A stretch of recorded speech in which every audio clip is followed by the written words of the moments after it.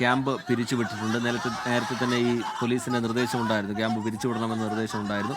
ഇപ്പോൾ പോലീസുമായി രക്ഷിതാക്കൾ സംസാരിക്കുകയാണ്. അതിൻ്റെ തത്സമയ ദൃശ്യങ്ങളിലേക്ക്.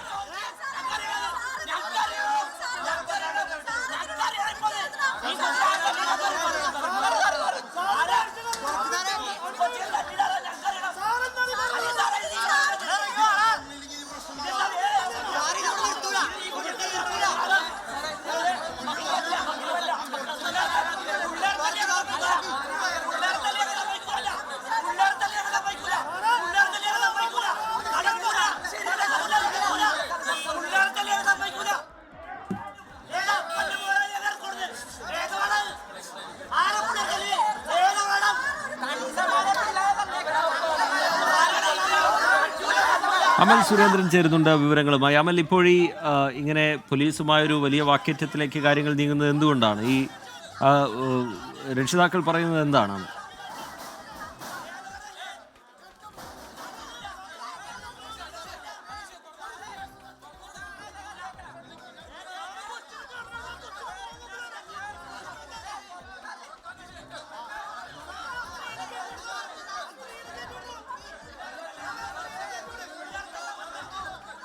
ആരോഗ്യവകുപ്പ് ഉദ്യോഗസ്ഥരടക്കം സ്ഥലത്തേക്ക് എത്തിയിട്ടുണ്ട്. എന്താണ് സംഭവിച്ചത്? ഇങ്ങനെയൊരു ദേഹാസ്വാസ്ഥ്യം അനുഭവപ്പെടാൻ കാരണം എന്താണ് എന്നത് സംബന്ധിച്ചുള്ള പരിശോധനയിലേക്ക് കടക്കേണ്ടതുണ്ട്. ഭക്ഷണത്തിൽ നിന്നുള്ള എന്തെങ്കിലും പ്രശ്നമാണോ എന്നുള്ള കാര്യം പരിശോധിക്കേണ്ടതുണ്ട്. വിദ്യാർത്ഥികളിൽ ചിലർ അങ്ങനെ ചില ആരോപണങ്ങൾ ഉയർത്തിയിട്ടുണ്ട്. എന്താണ് അതിന് കാരണം എന്നുള്ളത് വിശദമായി പരിശോധിക്കേണ്ടതുണ്ട്.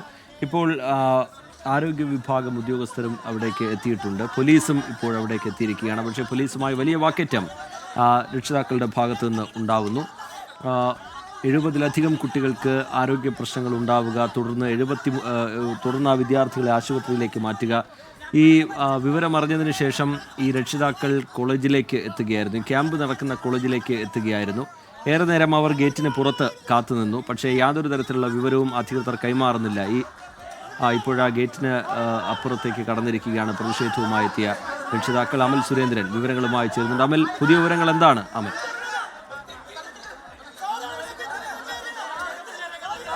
സ്ഥിതി വിവരങ്ങൾ വീണ്ടും വഷളായിരിക്കുകയാണ്. പോലീസും മാതാപിതാക്കളും തമ്മിലുള്ള ഒരു സംഘർഷത്തിലേക്ക്, നേരിട്ടുള്ള സംഘർഷത്തിലേക്ക് തന്നെ സ്ഥിതിവിശേഷങ്ങൾ മാറിയിരിക്കുകയാണ്.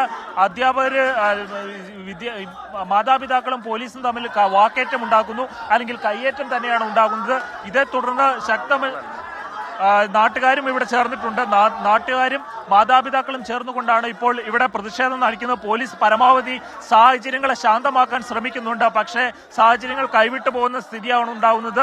ഒരാഴ്ചയും കൂടി കഴിഞ്ഞിരുന്നെങ്കിൽ തങ്ങളുടെ കുട്ടികളെ ചിലപ്പോൾ തങ്ങൾക്ക് ജീവനോടെ കാണാൻ സാധിക്കുമായിരുന്നു എന്നൊക്കെയുള്ള വൈകാരികമായിട്ടുള്ള ചോദ്യങ്ങളാണ് മാതാപിതാക്കൾ ഇപ്പോൾ പോലീസിനോടും ഇവിടെ കൂടി നിൽക്കുന്ന മറ്റ് സേനാ അധികാരികളോടും എല്ലാം പറയാൻ തോന്നുന്നത്. ഇവിടെ ശക്തമായിട്ടുള്ള നടപടികളാണ് ഇവിടെ ഉണ്ടാകേണ്ടത് എന്നുള്ള ഉറച്ച ബോധ്യത്തിന്റെ പേരിലാണ് മാതാപിതാക്കൾ ഇവിടെ അടിച്ചുകൂടിയിരിക്കുന്നതും രോഷാകുലരാകുന്നതും.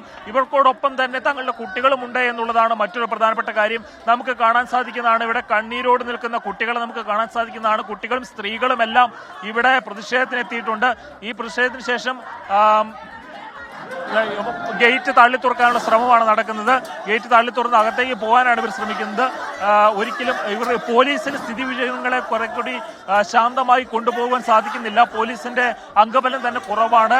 ഇവിടെ പോലീസിന് ഇത് ശാന്തമായി ഈ ഒരു സ്ഥിതിവിശേഷത്തെ കൊണ്ടുപോകാൻ സാധിക്കുന്നില്ല. ഈ ഗേറ്റ് തള്ളി തുറന്നുകൊണ്ട് ക്യാമ്പിനുള്ളിലേക്ക് കടക്കുവാൻ വേണ്ടിയിട്ടാണ് നാട്ടുകാരും മാതാപിതാക്കളും ഇപ്പോൾ ശ്രമിച്ചുകൊണ്ടിരിക്കുന്നത്. അമൽ സുരേന്ദ്രൻ വിവരങ്ങൾ നൽകുകയാണ്. കൊച്ചിയിൽ NCC ക്യാമ്പിൽ ആരോഗ്യ പ്രശ്നങ്ങളെ തുടർന്ന് 73 വിദ്യാർത്ഥികളെ ആശുപത്രിയിലേക്ക് മാറ്റിയതിന് പിന്നാലെയാണ് വലിയ പ്രതിഷേധവുമായി രക്ഷിതാക്കൾ രംഗത്തെത്തിയിരിക്കുന്നത്. അധികൃതർക്കെതിരെ ആരോപണങ്ങളുമായി വിദ്യാർത്ഥികളും രക്ഷിതാക്കളും രംഗത്തെത്തിയിരിക്കുകയാണ്.